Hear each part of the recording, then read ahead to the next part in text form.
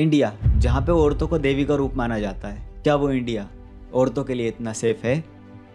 अगर देश में हो रहे लड़कियों के ऊपर क्राइम पर बात की जाए, जैसे कि रेप, डोरी डेथ, एसिड अटैक, भ्रूण हत्या और ना जाने इन जैसे कई सारे क्राइम्स जो लड़कियों के साथ हो रहे हैं, अगर इनके डेटास अगर मैं आपके साथ शेयर करूं तो आप सोचने पर मजबूर हो जाओगे, क्या लड़कियां इस देश में इतनी सेफ है या नहीं।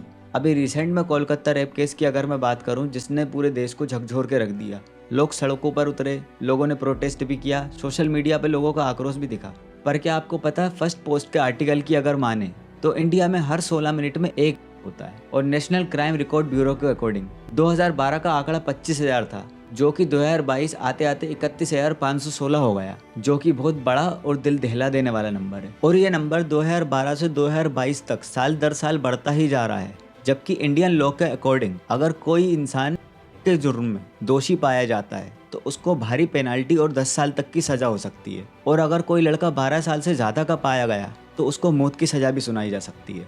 पर इन सब पर यकीन करना सही होगा? मैं आपको कुछ फैक्ट्स बताता हूँ, फिर आप खुद डिसाइड करना कि इसमें कितनी सच्चाई है। डेक्कन हेराल्ड के इस आर्टिकल के अकॉर्डिंग 2018 से 2022 तक जितने भी केस रजिस्टर हुए हैं, उसमें से 27 से 28% लोगों को ही की सजा सुनाई गई है। रेफरेंस के लिए अगर यही सिनेरियो अगर मैं ब्रिटेन का लूँ तो फाइनेंशियल ईयर 2023-24 में उनका conviction rate for related case 60.2% था। और हैरानी की बात तो यह है कि यहाँ पर कई बार केस को रजिस्टर किया ही नहीं जाता। बट अगर मैं कुछ पॉजिटिव साइड की बात करूँ तो सन 2018 में 26 साल के एक आदमी को की सजा सुनाने के 3 हफ्ते बाद ही फांसी की सजा सुना दी गई। और 2019 में एक पुलिस वाले ने एनकाउंटर करके एक आदमी की हत्या कर दी। हालांकि रिसेंट ईयर में केस में बढ़ोतरी हुई है, लेकिन इसमें अपराधी की जगह पीड़िता को ज़्यादा शर्म से जोड़ा गया है। भारत में न केवल विक्टिम को सामाजिक कलंक से जोड़ा जाता है, बल्कि उससे ज़्यादा जस्टिस के लिए उनकी लड़ाई मुश्किल होती है। और ये सब होता है हमारे सिस्टम के फॉल्ट्स के कारण।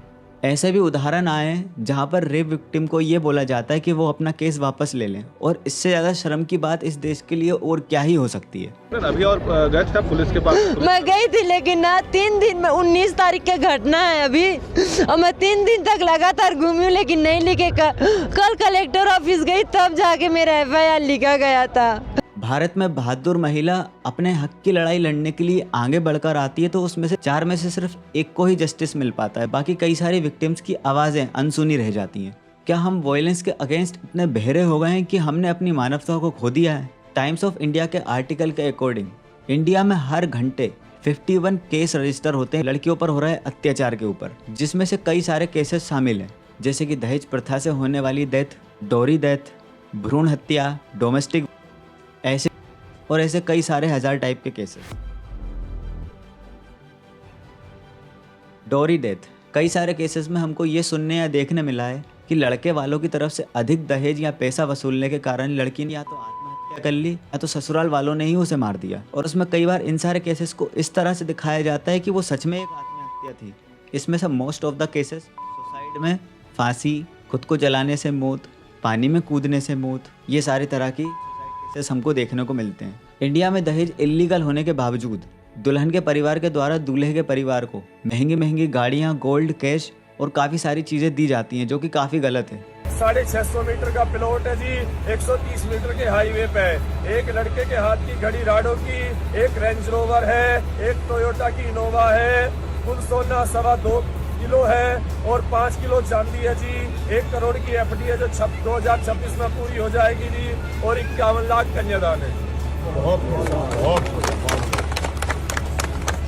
नेशनल क्राइम रिकॉर्ड ब्यूरो के अकॉर्डिंग पूरे देश में साल 2021 में 6589 दहेज हत्याएं रजिस्टर की गई थी, जिसमें से उत्तर प्रदेश में सबसे ज़्यादा हत्याएं दर्ज की गई हैं और उनका नंबर 2222 है।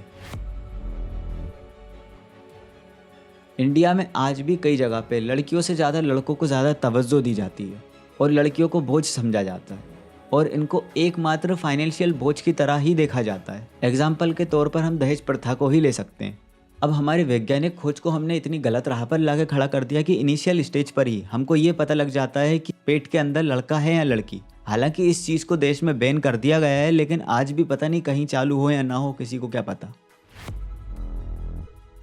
डोमेस्टिक वायलेंस फिजिकल डैमेज के रूप में हो सकता है, इमोशनल डैमेज के रूप में हो सकता है, या फिर यौन शोषण के रूप में भी हो सकता है। नेशनल फैमिली हेल्थ सर्वे के अकॉर्डिंग घरेलू हिंसा की शिकार होने वाली 86% भारतीय महिलाएं अपने ऊपर हो रहे अत्याचार को अपने फ्रेंड्स या फैमिली के साथ शेयर भी नहीं करती हैं। And the reason is our society, जिसमें हर किसी को कूल बनना होता है और बताना होता है कि हमारी लाइफ कितनी हैपनिंग है, जिसमें वो सिर्फ ये दिखाती कि हम बहुत खुश हैं, और इस चीज़ का सॉल्यूशन ढूंढने के बजाय वो अपनी चीज़ों को छुपाना ज़्यादा पसंद करती हैं। और हम इसे सोसाइटी के फेलियर की गिनती में भी ले सकते हैं। और एक डेटा तो ये भी कहता है कि 38% भारतीय पुरुष लोगों ने ये माना है कि उन लोगों ने अपने पार्टनर के साथ शारीरिक शोषण किया है। साल 2018 से साल 2015 तक अगर हम इस डेटा को देखें तो हमको ये पता लगेगा कि ये साल दर साल सिर्फ बढ़ता ही रहा है, इसमें घटा कुछ नहीं है। छपाक मूवी देखी है आपने? नहीं, मैं मूवी की बात नहीं कर रहा हूँ, बल्कि उस मूवी में जो हुआ है मैं उसकी बात कर रहा हूँ। एसिड की बोतल्स पर बैन लगने के बाद भी वो खुलेआम बेची जा रही है। तो इसमें एसिड फेंकने वाले से ज़्यादा गुनहगार तो वो लोग हैं जो कि इसको बेच रहे हैं। और चिंता की बात तो ये है कि पिछले एक दशक में एसिड अटैक के केसेस बढ़े हैं। नेशनल क्राइम रिकॉर्ड ब्यूरो के डेटा को हम क्लियरली पढ़ सकते हैं।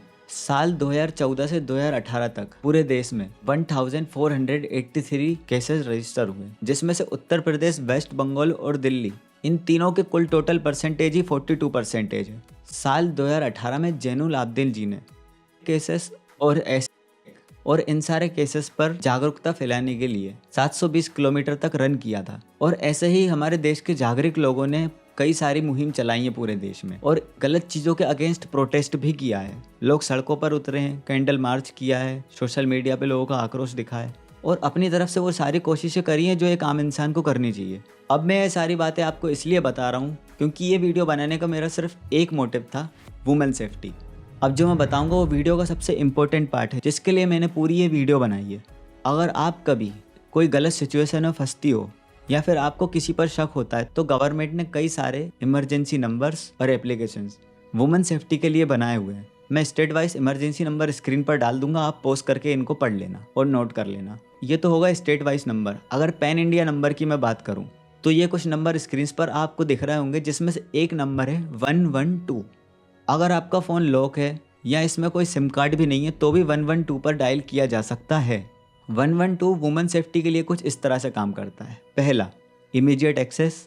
दूसरा, इस पर कॉल करके आप 1091 और 181 पर रीडायरेक्ट कर सकते हैं। तीसरा, कुछ जगह पर यह नंबर ऐसी सर्विस भी प्रोवाइड करवाता है कि वो आपके ट्रस्टेड किसी नंबर पर आपकी लाइव लोकेशन शेयर कर देता है। फोर्थ, कि 24/7 अवेलेबल होता है। और इसके साथ ही मैं हर लड़की को कुछ ऐप्स रिकमेंड करूंगा जो कि आपके फ़ोन में इंस्टॉल्ड होना ही चाहिए, जैसे कि Nirbhaya, Himmat, my safety pin, safe city, smart safety devices. इन सभी ऐप्स की लिंक और नंबर मैं अपने डिस्क्रिप्शन में अपलोड कर दूंगा, वहां आप चेक कर सकते हैं। नो डाउट इंडिया अपने कानून को मजबूत करने के लिए दिन रात लगा हुआ है, लेकिन ये सारी बातें तब ज़्यादा इंपॉर्टेंस रखाती हैं जब भारत की लड़कियाँ इंडिपेंडेंटली कहीं भी घूम सकें, नो मैटर कि वो दिन हो या रात हो। ये वीडियो अवेयरनेस के लिए, तो जितना ज़्यादा शेयर कर सकते हो उतना ज़्यादा शेयर कीजिएगा।